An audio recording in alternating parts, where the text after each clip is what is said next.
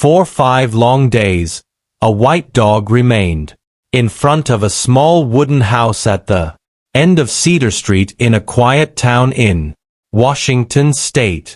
The house belonged to Mrs. Ruth Miller, an 81-year-old woman who lived alone since her husband passed away years ago.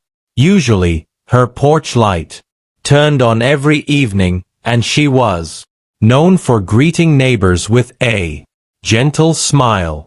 But this week the house stayed dark. Newspapers piled up on the steps, letters overflowed from the mailbox, and no one had seen Mrs. Miller at all. Still, the dog never moved. During the day, it sat near the front door, ears alert, eyes fixed on the windows.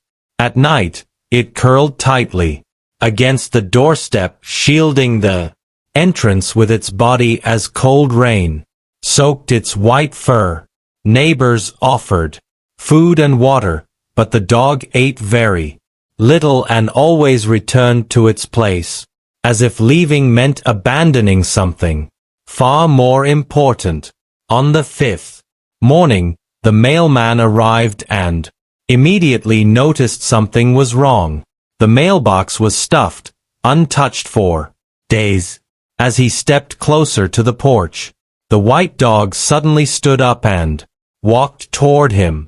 Then, in a moment the man would never forget, the dog rose onto its 2 back legs. Slowly and carefully it pressed its front paws together near its chest. Its body trembled, struggling to balance, but it held the position, lifting its eyes toward the mailman with an expression so desperate it made the man's breath catch. The dog didn't bark or whine. It simply stood there silently begging. The mailman whispered soothing words, unsure of what he was seeing, but the dog turned its head toward the front door, and then back to him, paws still pressed together, refusing to move. A deep sense of dread settled in the man's chest. He knocked on the door once, then again, but there was no answer. When he looked back, the dog was still standing, as if pleading with everything it had left. Shaken, the mailman called the police. When officers arrived and forced the door open, cold, stale air poured out. Inside, on the kitchen floor, lay Mrs. Miller. A chair had fallen beside her, and her body was weak and barely responsive.